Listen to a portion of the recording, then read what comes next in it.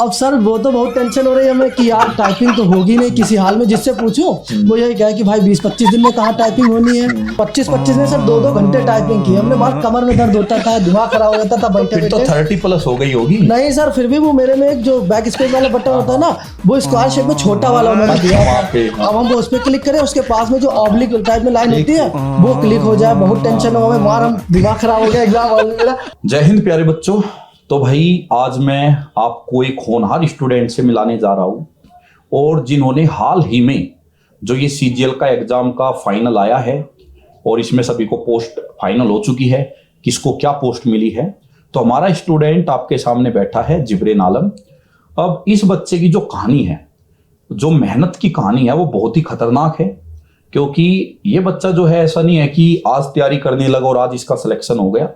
ये बच्चा कई साल पहले हमसे जुड़ा था और ये एनडीए के लिए हमारे पास आया था, और एनडीए में भी इसकी जर्नी बहुत ही मजेदार रही है, रोचक रही है। हालांकि हो सकता है इसके लिए थोड़ा वो मुश्किल रही हो, लेकिन हमें तो रोचक ही लगती है। बल्कि जब ये आया करता था कॉन्फ्रेंस आउट होकर, तो मैं तो इसको एक ही बात बोलता था, कोई बात नहीं, हो जाएगा, कोई दिक्कत वाली बात नहीं। लेकिन जो बच्चा मेहनत करता है और कॉन्फ्रेंस आउट होता है उसी को पता है। तो सबसे पहले तो आलम ये बताओ मुझे कि कब, कौन से ईयर में आप जब एनडीए के लिए आए थे, हमसे जुड़े थे? 2021 में 12th हुई थी मेरी सर। तो दिसंबर 2021 में देहरादून आए थे हम सर। ठीक ठीक ठीक। फिर कोचिंग 1-2 और भी देखी थी, पर सर जब आपके आए थे यहाँ भी तो इतना मतलब जानते नहीं थे हम इस कोचिंग को। तो यहाँ हम देखे बाकी बच्चे बहुत एडमिशन धड़ाधड़ चल ही रहे थे, लाइन लगी हुई थी 2022 में। तो हमने कहा जायज जहाँ तो बच्चे ज्यादा आते हैं तो अच्छी होगी ऑफ कोर्स। तो हम एक साथ भैया के दोस्त आए थे, तो हमने कहा भैया यहाँ ज्यादा अच्छा लग रहा है, ले लो। बोले ठीक है। तो फिर 2023 में 10 अप्रैल वाला मेरा फिर वही फर्स्ट अटेम्प्ट था। दिसंबर 22 में आया, 23 में 10 अप्रैल को पहला एग्जाम था सर। तो वो वाला एग्जाम के लिए तैयारी शुरू कर दी थी सर। और लकीली सर फर्स्ट अटेम्प्ट में ही एनडीए क्वालिफाई हो गया। ठीक ठीक ठीक। फिर उसके बाद सर एसएसबी तैयारी शुरू। अनलकीली एसएसबी में ये बंदा फिर कॉन्फ्रेंस आउट हो गया। फर्स्ट वाले में कॉन्फ्रेंस आउट था सर। उसके बाद शायद सितंबर में एग्जाम था और अगस्त में 23 अगस्त को मेरी पहली एसएसबी थी। एसएसबी 18 बोर्ड इलाहाबाद था मेरा। ठीक ठीक। वहाँ ब्लू चेस्ट नंबर मिलता है, वहां से कॉन्फ्रेंस आउट होके आया। तो हमने भैया से कहा कॉन्फ्रेंस आउट हो गए और 15 दिन भी नहीं बचे हैं शायद एग्जाम को। तो भैया बोले कोई बात नहीं, ये वाला दे दो एग्जाम, अगले वाले की तैयारी करना। सब 15 दिन में हमने सारा रिवाइज अच्छे से किया, थोड़ा रातों को मेहनत कर ली 10-15 दिन वापस, और वो लकली फिर से हम पास हो गए एनडीए में दूसरी बार एसएसबी की तैयारी की, दूसरी बार भी कॉन्फ्रेंस आउट हो गए। तो फिर वहां से आए। हाँ, एनडीए तो आपने लगभग 4-5 बार दिया था। कितनी बार? 5 बार एनडीए के मौके मिले। 5 बार एनडीए क्वालिफाई किया। 5 बार क्वालिफाई किया। 5 बार कॉन्फ्रेंस आउट थे, स्क्रीनिंग भी थी? नहीं सर, 5 बार कॉन्फ्रेंस तक तो गया हूँ। 5 बार कॉन्फ्रेंस आउट। भाई देखो, 5 बार एनडीए रिटर्न क्वालिफाई किया और 5 बार कॉन्फ्रेंस आउट है। स्क्रीन डे नहीं, कॉन्फ्रेंस लास्ट डे। और इसके अलावा जेई वगैरह के थ्रू भी तो सर फिर एक जेई मेंस हमें पता चला कि जेई मेंस के जरिए आपको स्पेशल एंट्री मिल जाती है। तो हमने सर शायद 23 में शायद भरा था फॉर्म। तो जेई मेंस का जनवरी में या दिसंबर में एग्जाम था मेरा। तो उसमें मेरी 96 परसेंटाइल बनी। अच्छा, 96 परसेंटाइल थी जेई में। उसके जरिए से मुझे 4 स्पेशल, 2 नेवी टेक की मिलती है, 2 टीएस मिलती है आर्मी वाली, वो 4 एसएसबी मिले। 4 में से उनमें भी 3 में कॉन्फ्रेंस आउट, 1 में स्क्रीन आउट। लो भाई, काउंटिंग करते रहना। 5 बार रिटर्न दिया एनडीए, 5 बार कॉन्फ्रेंस आउट और 4 बार डायरेक्ट जेई के थ्रू दिया, और उनमें से 3 बार कॉन्फ्रेंस आउट और 1 बार स्क्रीन आउट। ठीक हो गए सर। हमने एक बार सीडीएस भी दिया था, वो भी क्वालिफाई हो गया सीडीएस में, लेकिन स्क्रीन आउट हुआ पहली बार में सर। अच्छा, पहली बार में स्क्रीन आउट। हाँ, वो ज्यादा बुरा लगा होगा। हाँ, पहली बार में हुआ तो बुरा लगता है सर।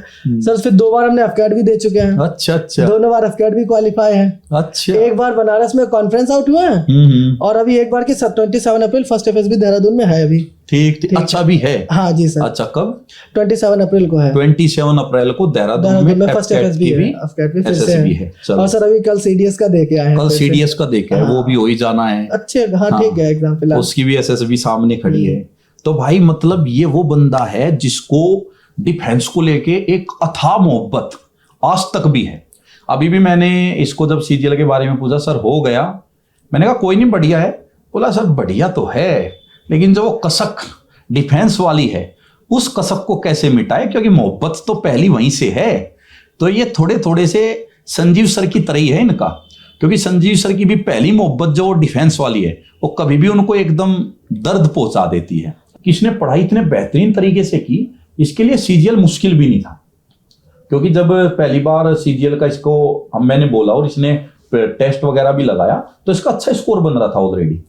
तो 130 के आसपास इसका प्री में जब पहली बार दिया, इस 130 के अराउंड इसका बना। और मुझे लगता है जो बच्चा एकदम मतलब तैयारी में आता है निकल के और 130 के आसपास ला रहा, बढ़िया स्कोर है। कोचिंग में सर मॉक दिया था शुरुआत में, वो होते थे मतलब रोज पीपीटी सैटरडे संडे को होती थी सर, उसमें सर 3rd 4th रैंक आ ही जाते थे, जबकि सर इतना खास उसमें पढ़ नहीं रहा था। ऐसे शुरुआत में था। फिर भी इंग्लिश का बताओ आप कैसे कैसे पढ़ा शुरू से अब तक का? सर इंग्लिश में शुरुआत से अब तक सिर्फ संजीव सर से हम जुड़े हैं। सिर्फ सर एनडीए में सर वो बुक थी वॉल्यूम में जिसमें पूरे बुकैब के सेट थे, उस बुकैब के अलावा सर हमने आज तक दूसरी जैसे ब्लैक बुक वगैरह बहुत फेमस है, मुश्किल से हमने ब्लैक बुक भी कभी खरीदी नहीं, ऑनलाइन बस जो नहीं थे गूगल पे सर्च करो बुक खुल जाती है, एक बस 2-4 पेज पढ़े, हमने कहा यार 50 to 80% हमें उसकी आती है, हमने कहा बाकी तो फिर मन भी नहीं होता था। तो वो इंग्लिश वहीं से होती रही सर। इंग्लिश की एक बात और है, संजीव सर उस मंदे जमाने में इंग्लिश की बुक निकाल गए थे जब कोई नहीं निकालता था। बुकैब की सर बुक है वो बहुत अच्छी बुक है सर, सारे एग्जाम उसी से निकलते हैं। और एनडीए में सर 50 क्वेश्चन आते हैं इंग्लिश के।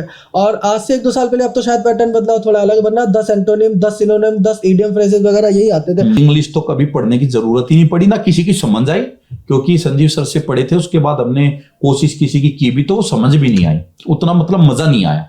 ये रहा 12th मेरी हिंदी मीडियम से हुई है। अच्छा। लेकिन 12th के बाद हमें पता था कि एसएसबी में सिर्फ इंग्लिश में होना है, तो हमने बुक्स प्रिपरेशन सब कुछ इंग्लिश में शुरू कर दी। और 3 महीने तक लगभग दिक्कत हुई, उसके बाद सब एकदम फ्लो की तरह चलने लगा। और उसके बाद आज तक ओनली इंग्लिश, सब कुछ मैथ रीजनिंग पढ़ना इंग्लिश। ये होता है माइंड सेट। मुझसे हजारों बच्चे पूछते हैं सर हम हिंदी बोर्ड से है, क्या हम कर लेंगे? अरे ये बैठा तुम्हारे पास हिंदी बोर्ड से था, इसको पता लगा इंग्लिश जरूरी है, तो इसने मतलब समस्या झेली, 3 महीने 4 महीने दिक्कत रही, लेकिन इंग्लिश को ही अपना लिया बस। हाँ। और बल्कि मुझे ये लगता था कि तुम इंग्लिश बोर्ड से पढ़े हो। सर 12th यूपी बोर्ड से है मेरा। अब इसके बाद रीजनिंग का था, रीजनिंग के लिए तो मैंने इसको एक ही चीज सजेस्ट की थी, अब भाई एक काम कर, जो मैं ये कराता हूँ मॉक टेस्ट 15 20 25 जो भी कराता हूँ और जो ये मैराथन कराता हूँ एयरफोर्स के लिए, यही पढ़ लो, इसी में से आ जाएगा, मेंस में आएंगे उसके बाद जब मॉक टेस्ट सर लगाते हैं ना, उसके 25 क्वेश्चन बहुत है, रीजनिंग का पढ़ने की जरूरत नहीं ज्यादा, क्योंकि लेवल इतना हाई नहीं, क्यों ज्यादा टाइम तो रीजनिंग का वही मैं बोलता हूँ हमेशा कि रीजनिंग में कभी भी ऐसा कोर्स मत देखो जो 100 घंटे का कोर्स हो। क्या करना उतना? रीजनिंग हमेशा आप एक बार ऊपर से पढ़ लो, कुछ टॉपिक्स है जैसे कैलेंडर वगैरह टॉपिक्स है, डाइस वाले हैं, काउंटिंग ऑफ फिगर्स है, वो टॉपिक की वीडियो जरूर देखो, वो नहीं कर पाओगे। बाकी सब प्रैक्टिस है। हाँ, बाकी तो प्रैक्टिस वाले हैं सर, बिना प्रैक्टिस कर नहीं पाओगे। प्रैक्टिस शुरू करोगे तो होने लगते हैं फिर। अभी कौन सी पोस्ट आपको मिली है? रैंक क्या है? ऑफिस सुपरिटेंडेंट सर, रैंक मेरी 7000 कुछ बनी है। अच्छा, 7000 के आसपास इनकी रैंक है और ऑफिस सुपरिटेंडेंट इनको मिली है इनकम टैक्स डिपार्टमेंट में, जो कि अपने आप में बढ़िया है और पहला ही अटेम्प्ट था। अच्छी बात ये है। मेरी ग्रेजुएशन ही अभी जस्ट कंप्लीट हुई है, अगस्त से जस्ट पहले जुलाई में रिजल्ट आया था उसका।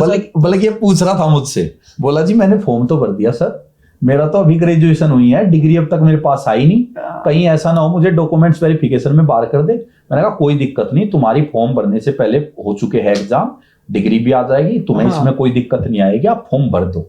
तो अब आप देखो पहला अटेम्प्ट और सब कुछ।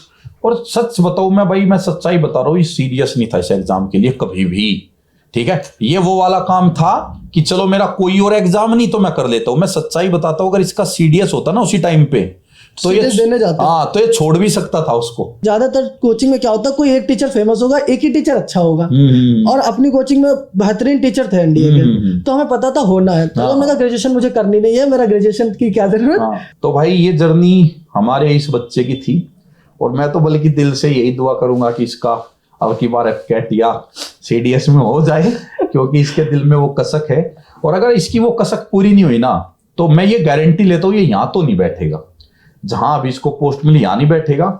और ऐसा भी नहीं कि ये वो वाला है कि चलो दोबारा सीजीएल दे दिया मुझे तो 4600 ग्रेड पे चाहिए, वो वाला भी नहीं है।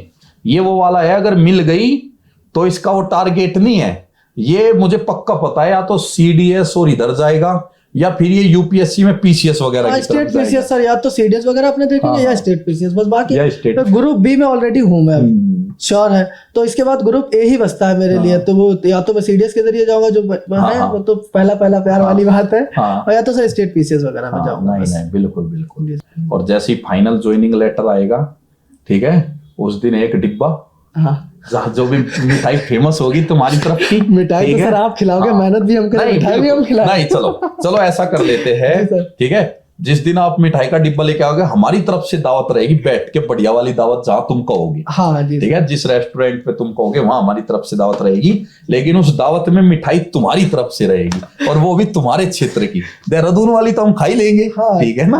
हाँ हाँ, क्योंकि वो क्षेत्र वाली मिठाई में एक अलग बात होती है, ठीक है? अपने आगे बाकी तो हम यहाँ खिला ही देंगे सारी चीज, जी, ठीक? तो ये है भाई, और आप कोशिश हमारी यही है, इस बच्चे के इंटरव्यू से आपको ज्यादा से ज्यादा जेन्युइन बातें और सारी बढ़िया बातें सीखने को मिले, और मैं भी और ये भी, हम दोनों ही बिल्कुल ईमानदार रहे हैं इस इंटरव्यू को आप तक पहुंचाते टाइम। और कैसे इसने किया उसने बता दिया, कभी इसने इतना फोकस नहीं किया बुक्स वगैरह इन सब पे। जिस टीचर से इन्होंने पढ़ा उन टीचर पे पूर्ण विश्वास किया, और अगर कहीं कमी भी रही तो उस कमी को भी अपनी तरफ से मेहनत करके अपना 100% दिया। कि मुझे मोहब्बत की कमी नहीं पड़ती, ये मेरा रिस्क है और आसमान से आता है। गजब। तो कहीं नहीं तो कहीं तो मिलना ही है, कुछ ना कुछ बेहतर, वही है सर। चलो भाई, खतरनाक बात बोल दी है। चलो ठीक है, तो भाई आपसे विदा चाहेंगे। नमस्कार, जय हिंद, जय भारत।